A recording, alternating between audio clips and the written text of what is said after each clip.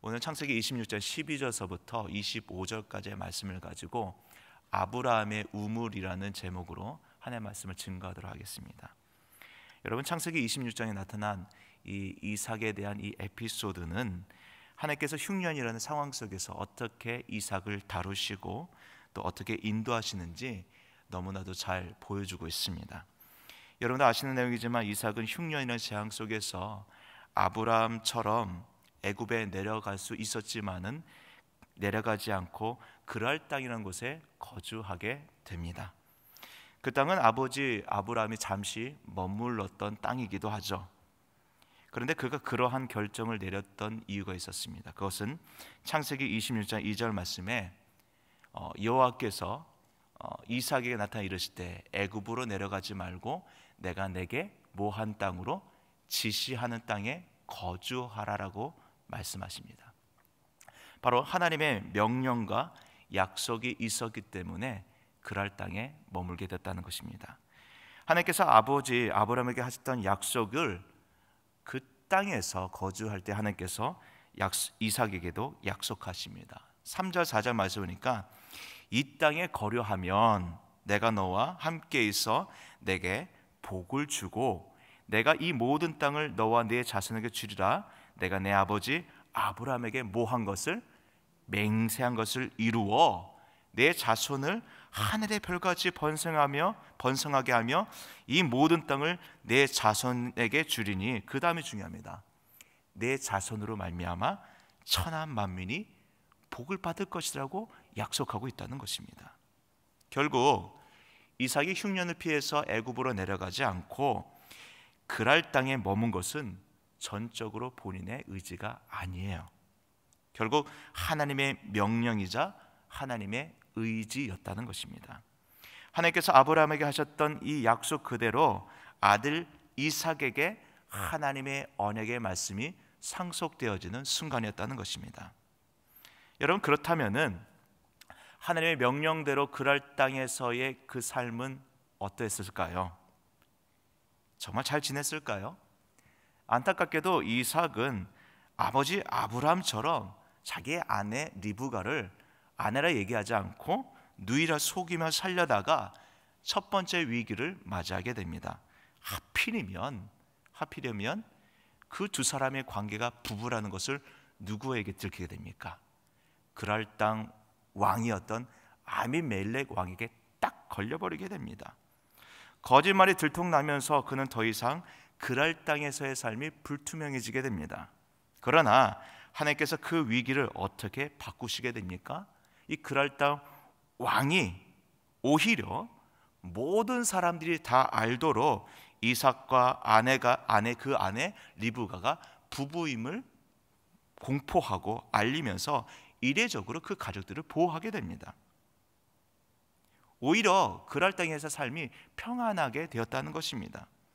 여기까지 보면요, 하나님께서 이삭과 그의 가족들을 어떻게 위기 가운데 도우시고 어떤 방식으로 은혜를 베푸시는지 확인할 수 있습니다. 그런데 그랄 땅에서 이삭은 뜻하지 않은 성공과 함께 두 번째 위기를 맞이하게 됩니다. 제가 지난주 월요일 날 설교에도 언급했지만 이삭이 이 그랄 땅에서의 삶이 짧을 줄 알았더니 장기화 그 땅에서 머무르게 됩니다. 뜻하지 않게 오래 읽다 보니까 오늘 방금 읽었던 말씀처럼 12절에 이삭이 농사를 짓게 돼요. 그러니까 제가 얘기했지만은 이삭도 그렇고 아브라함도 그렇고 이 이삭 아브라함 대대적으로 목축 양과 소에 익숙했던 사람들인데 이삭이 거기서 농사를 져요. 흉년이라는 환경과 반유목민이었던 그가 그 해 농사에 어떤 수확의 결과를 얻게 됩니까? 결과는 대성공이었어요. 12절 말씀에 보니까 이삭이 그 땅에서 농사하여 그 해에 몇 배나 얻었다고 얘기하고 있습니까? 100배나 얻었다고 얘기하고 있습니다. 13절 말씀에 보니까 그 사람이 창대하고 왕성한 마침내 거부가 되어서 14절 양과 소와 떼를 이루어 종이 심이 많았다라고 얘기하고 있어요. 그러나 성경 분명히 말하죠. 이삭이 성공해서 마침내 그가 거부가 된 것은 그의 능력이나 그의 탁월함이 아니라 무엇에 있다라고 얘기하고 있습니까? 여호와께서 복을 주심으로라고 했습니다. 다시 말해서 하나님의 약속에 근거를 둔 성공이었다는 것입니다. 여기까지 보면요, 여러분 이삭의 입장에서 참 다른 사람들에게 간증할 거리가 너무 많아요. 만약 여기 앉아 계신 여러분들 가운데 이 정도의 성공을 거두었다면은 목장 모임이나 팀 모임 때에 정말 간증을 많이 할 수 있겠죠. 간증의 ABCD가 다 들어있어요. 들어보세요. 제가 흉년을 맞이했었는데 애굽에 그때 가려고 했어요. 근데 하나님께서 가지 말라라고 기도에 말씀하지 않은 거예요. 그리고 그랄 땅에서 제가 너무 그냥 연약해서 아내가 누이라고 이렇게 속여서 지내다가 하필 왕에게 듣겠지만은 하나님께서 그것을 전화 위복시켜 주셨어요. 흉년이 길어지면서 한번 농산에 접어야 했는데 농사를 졌는데 대박이 터져서 잘 살게 되었습니다. 고로 하나님의 말씀대로 순종하였더니 잘 살게 되었다. 대부분의 간증이 이 정도까지입니다. 내가 받은 은혜의 밝은 면만이 강조되어지고 모든 것이 계속 잘 될 것처럼 적당히 마무리하게 됩니다. 그러나 여러분, 우리 신앙이 항상 밝은 면만 있습니까? 예수 잘 믿으시니까 모든 것이 다 잘 되고 성공만 했더라, 다 그렇습니까? 오늘 14절 중간에 말씀을 보니까 이삭의 성공은 전혀 예상치 못한 국면으로 흘러가게 됩니다. 14절 말씀, 양과 소와 떼를 이루고 종의 심이 많음으로, 그 다음 말씀 읽어볼까요? 블레셋 사람이 그를 뭐하고? 시기하여. 단순히 부러움을 넘어서 수많은 그 땅의 사람들이 이삭의 성공을 질투하기 시작했다는 거예요. 사실 이게 인간의 본성입니다. 우리가 약하고 보잘것없고 아무것도 아닐 때는 사람들이요, 긍휼히 여겨요. 좋아해요. 왜? 고만고만하니까, 나보다 약하니까. 근데 어느 정도 성공하고 커지면요, 자랑 같은 이게 아니라 시기 질투하기 시작해요. 뭐야? 어떻게 된 거야? 나보다 크잖아.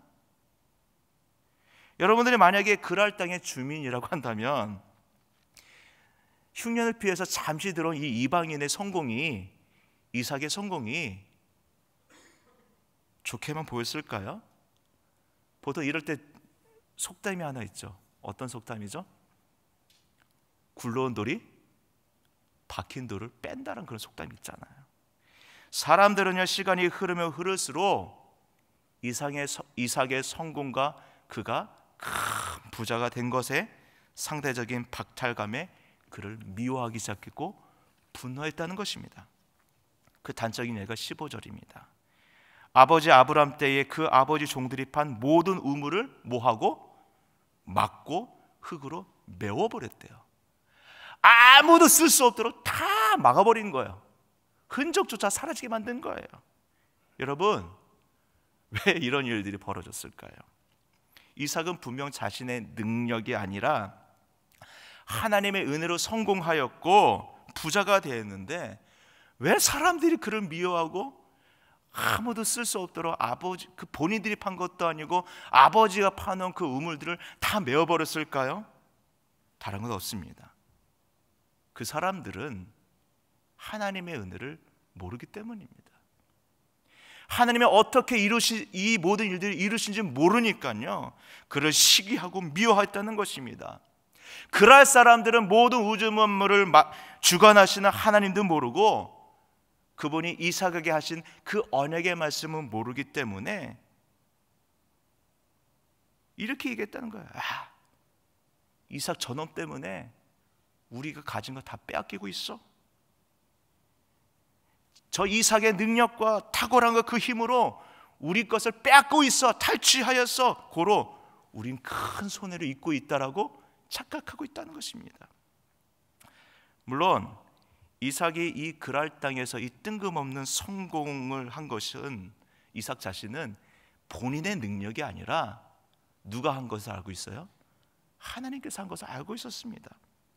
그러나 수많은 세상 사람들은, 그랄 사람들은 그런 사실을 몰랐기 때문에 시기심과 질투에 눈이 멀어서 본인들이 파놓지도 않은 그 우물들을 막아버린 거예요. 아예 흙으로 메꿔버린 것입니다. 본인들도 쓰지 못하고 아무도 쓰지 못하도록 우물을 메꿔버렸다는 것입니다. 그런데 여러분 15절 말씀에 그랄 사람들이 우물을 흙으로 막는 이 행위는 어떤 의미를 갖고 있는지 아십니까? 한번 붙어보자라는 거예요. 전쟁해보자. 이 도발 행위나 다름이 없는 거예요. 그런데도 왜 이런 행위를 했습니까? 뻔히 상대인 이삭이 그랄 땅에 아무런 연고나 소유권이 없다라는 사실을 알고 저지른 아주 비열한 행동이라는 것이죠.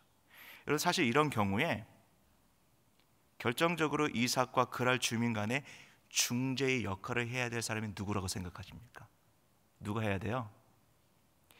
그랄 땅의 왕인 아비멜렉 왕이 그 역할을 해야 됩니다. 전에도 여러분들 이삭과 아내 리브가가 부부 사임을 알려주고 법적인 조치를 취해서 이 그랄 사람과 이 이삭 부부 간에, 이 가정 간에 불필요한 갈등 요소를 제거해 주었던 아주 좋은 사람이 그랄 왕 아비멜렉이었습니다. 그런데 이번에 어떤 조치를 취합니까? 15절 말씀에 이렇게 돼요. 이삭에게 이르되 네가 우리보다 크게 강성한 즉 우리를 뭐하라? 떠나라고 해요. 지난번과 달라요. 아비멜렉 왕은요 이삭을 더 이상은 지켜주지 않습니다.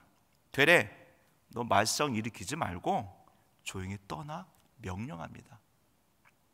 아비멜렉 왕은 이삭과 이 그랄 주민 간의 중재는커녕 어떻게 보면 자신의 정치적인 이익을 위해서 이삭을 쫓아보내요. 추방을 해버립니다.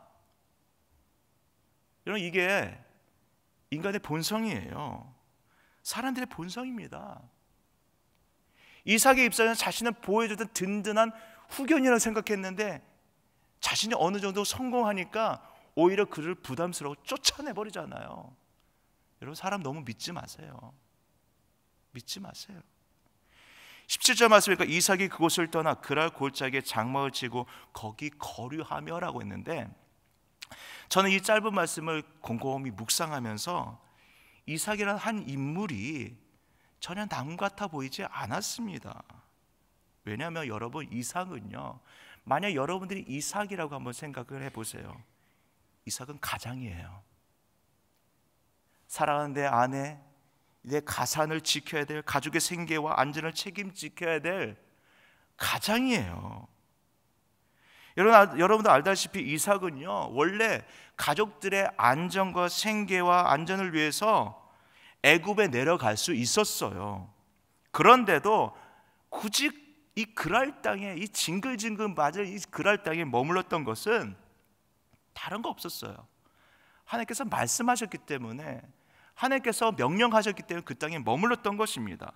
그런데 지금의 현실을 보세요.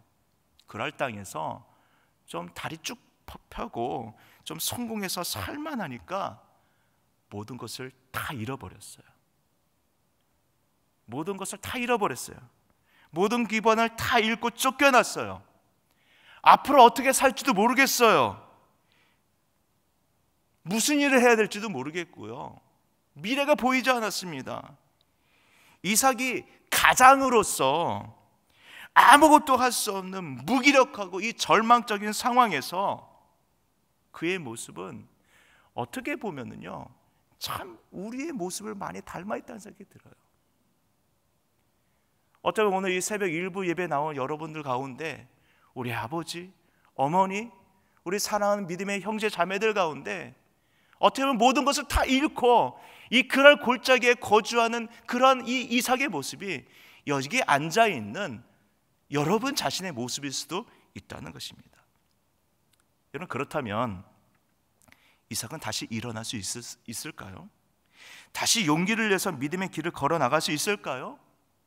오늘 여러분, 우리 역시도 다시 회복의 은혜와 믿음을 가지고 그 길을 걸어 나갈 수 있겠습니까? 한번 여러분들 우리 18절 말씀을 다 함께 읽어볼까요? 18절 말씀 시작. 그 아버지 아브라함 때에 팠던 우물들을 다시 팠으니 이는 아브라함이 죽은 후에 블레셋 사람이 그 우물들을 메었음이라. 이삭이 그 우물들의 이름을 그의 아버지가 부르던 이름으로 불렀더니 18절 말씀 굉장히 중요합니다. 그 아버지 아브라함 때에 팠던 우물들을 다시 뭐 했으니? 팠으니라. 이 말씀이 본문의 핵심의 답이에요. 이삭이 다시금 힘을 내어서 한 일이 무엇인지 아십니까? 절망한 거 앉아서 아무것도 한 게 아니라 모든 것을 다 잃었던 순간에 하나님께서 그의 머릿속에 깨닫게 하신 이름이 있어요. 그의 아버지 아브라함이 팠던 그 우물들의 이름이 떠올랐던 거예요. 떠올랐던 거예요. 그래서 아버지 아브라함 때 팠던 그 옛 우물들의 이름을 떠올리면서 그랄 골짜기에서 뭘 파기 시작해요? 우물들을 다시 파기 시작했다는 것입니다. 성경은 블레셋 사람들이 아브라함이 파놓은 우물들을 흙으로 다 메꾸어 놓았다라고 기록하고 있습니다. 왜요? 그들 역시도 시기심에 눈이 멀어서 우물들을 다 흙으로 메꿔 놓고 다른 사람들이 그 소유권을 주장하지 못하도록 만든 것이에요. 그런데 그랄 골짜기에 절망에 앉았을 때에 이삭의 입장에서 갑자기 떠올랐던 아버지가 파놓은 그 우물들의 이름들은, 그 우물들은 어떻게 보면은 그의 입장에서는 뭐예요? 숨겨놓은 보물인 거예요.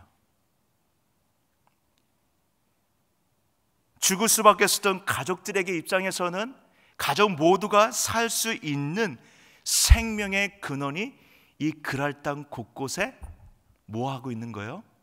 숨겨져 있었다는 것입니다. 다시 말해서 하나님께서는 이미 그의 아버지 아브라함을 통해서 이삭에게 살 길을 이미 만들어 놓으셨다는 것입니다. 그래서 18절부터 22절까지의 말씀을 쭉 보면요, 이삭이 그랄 골짜기에서 거주하면서 열심히 한 일은 봉인된 이 아브라함이 팠던 그 아버지의 우물들을 열심히 파는 일이었습니다. 여기저기 찾아다니면서 아버지의 그 우물들의 이름을 떠올리면서 그 종들과 함께 열심히 그 근원을 팠다는 거예요. 물론 여러분, 그 과정은 정말 쉽지 않은 일이었습니다. 왜냐하면은 우물을 다시 찾아서 파는 일들도 힘든 일이었지만은 우물을 파서 좀 샘의 근원을 얻을만 하면 누가 와요? 이 그랄의 목자들이 와가지고 그 우물은 자기네 우물이라고 때를 쓰면서 자꾸 부딪히는 거예요. 이삭을 괴롭혀요. 얼마나 그 다툼이 격렬했는지 첫 번째로 그 근원을 찾았는데 와가지고 격렬하니까 이삭이 그 우물의 이름을 가리켜서 뭐라고 부릅니까? 에색이라고 불러요. 에색. 아사크라는 단어인데요, 여기서 나오는데 싸우다, 다투다. 그래서 아유 애석하다, 그냥 버려야 되겠다. 그래서 에색. 그 뒤에 말은 제가 만든 말입니다. 또 다른 우물을 팠더니 이번에도 또 와가지고 싸움을 걸고 이렇게 막 그래요. 그래서 그 우물의 이름은 신나. 다투다, 뭐 반대하다, 고소하다, 증오다를 가지고 있는 그 뜻인데 신나. 아유 이제 신물나. 뒤에 말도 제가 만든 말이에요. 에색, 신나. 여러분들 이 우물의 이름들만 봐도 뭘 알 수 있습니까? 그랄 사람들이 얼마나 이삭의 성공과 그를 반대하고 증오하고 반감을 가지고 있는지를 우리가 발견할 수 있습니다. 여러분, 예수 믿는 성도들, 교회가 모든 사람들에게 다 환영받고 칭찬받으리라고 생각하지 마세요. 예수님께서 예루살렘에 입성하실 때 모든 사람들이 그를 환호하고 환영했죠. 그러나 예수님이 걸어가신 그 길이 십자가의 길이고 정치적인 목적이 아니란 사실을 알았을 때에 그들은 어떻게 반응합니까? 예수님을 환호했던 목소리들은 예수님을 십자가에 못 박으라는 목소리로 바뀌지 않습니까? 그를 반대하고 증오했습니다. 그러나 예수님은 그 길만이 생명의 길임을 알기 때문에 묵묵히 그 십자가의 그를 말씀을 따라서 걸어갔다는 거예요. 여러분, 오늘 이삭 역시도 세상 사람들의 반대와 저항 속에 부딪혔습니다. 그러나 묵묵히 그는 아버지 아브라함이 팠던 그 우물을 팝니다. 저는 우리 오늘 믿음의 성도들에게 이런 자세가 필요하다고 생각을 해요. 사람들의 반대, 저항, 여러분 두려워하지 마세요. 왜 그렇습니까? 우리가 가는 그 길은 생명의 길입니다. 믿음의 길입니다. 은혜 받는 길입니다. 그 어떠한 반대와 저항이 있다 할지라도 그 길을 묵묵히 걸어가는 것, 우리가 살 길이라는 거예요. 우리 가정이 살고 이 나라의 민족이 살고 우리의 교회가 살 길이라는 것입니다. 이삭은 아버지 아브라함이 봤던 그 봉인된 우물들의 이름을 떠듬떠듬 기억해 가면서 흙으로 뒤덮인 그 우물들을 다시 파는 그 모습이 오늘 우리 믿음의 성도들의 모습이어야 돼요. 결국 이삭은 어떤 기쁨을 누리게 됩니까? 우리 22절 말씀 한번 보겠습니다. 이삭이 거기서 옮겨 다른 우물을 팠더니 그들이 다투지 아니하였으므로 그 이름을 뭐라고 부릅니까? 르호봇이라 불렀고요. 이르되 이제는 여호와께서 우리를 위하여 넓게 하셨으니 이 땅에서 우리가 번성하리라 하였더라. 여러분, 이삭은요 정말 마침내 우물을 얻게 돼요. 이삭은 그 누구와도 더 이상 다투지 않게 되었습니다. 터져 나오는 생명수를 얻게 되는 그 순간에 그는 어떤 고백을 하게 됩니까? 하나님께서 하셨구나. 하나님께서 하셨구나. 하나님의 약속대로 되어가지고 가는구나. 오늘 말씀이니까 이제는, 이게 굉장히 중요합니다. 이제는 여호와께서 우리를 넓게 하셨구나. 이 땅에서 우리가 번성하리도구나. 합력하여 선을 이루시는 하나님의 놀라운 역사를 경험하게 되라는 것입니다. 그러면 이삭은 인생의 성공보다 더 중요한 하나님을, 그분의 섭리와 약속을 무엇을 통해서 깨닫게 된 거예요? 아버지 아브라함이 파놨던 이 봉인된 우물을 얻는 과정을 통해서 발견하게 돼요. 더 나아가서 비로소 그는 자기가 가야 할 곳을, 그가 어디로 가야 될 것을 깨닫게 됩니다. 그랄 땅에서 영원히 사는 것이 아니라 이제는 어디로 가야 돼요? 아버지의 땅, 그 본향을 향해 가게 되었다는 것입니다. 23절, 이삭이 거기서부터 어디로? 브엘세바로 올라갔더니. 여러분, 브엘세바는 7 우물이라는 뜻으로 과거 아버지 아브라함과 아비멜렉 왕이 언약을 체결한 곳이었습니다. 아버지 아브라함이 살던 곳이에요.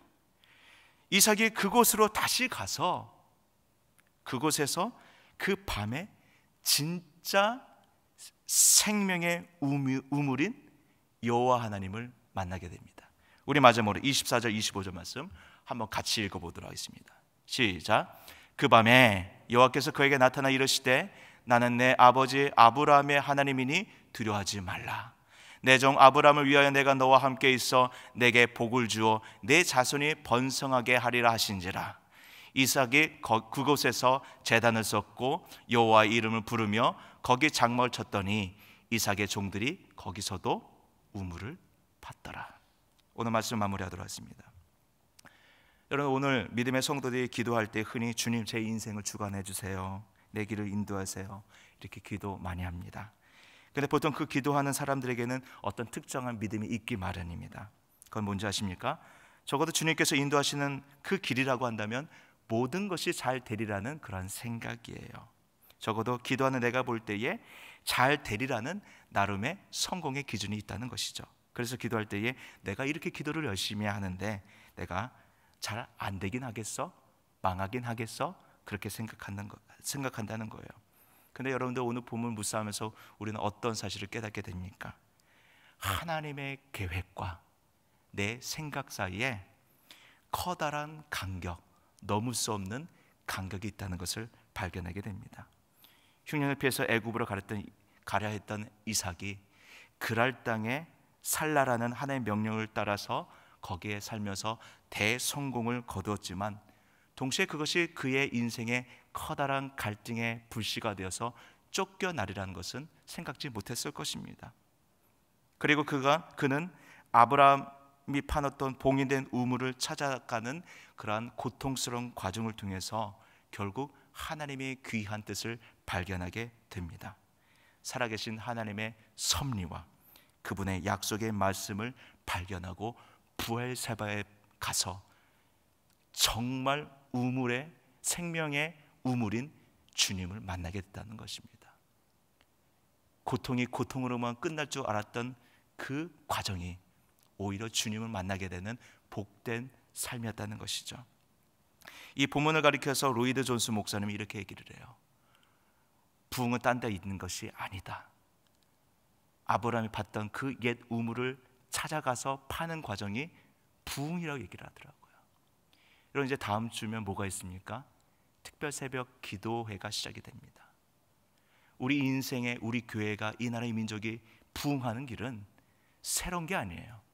과거 우리의 믿음의 선배들이 파놓았던 그 기도의 굴, 기도의 우물, 말씀의 우물을 파는 것이 우리의 인생의 진정한 부흥이라는 것을 기억하시기 바랍니다.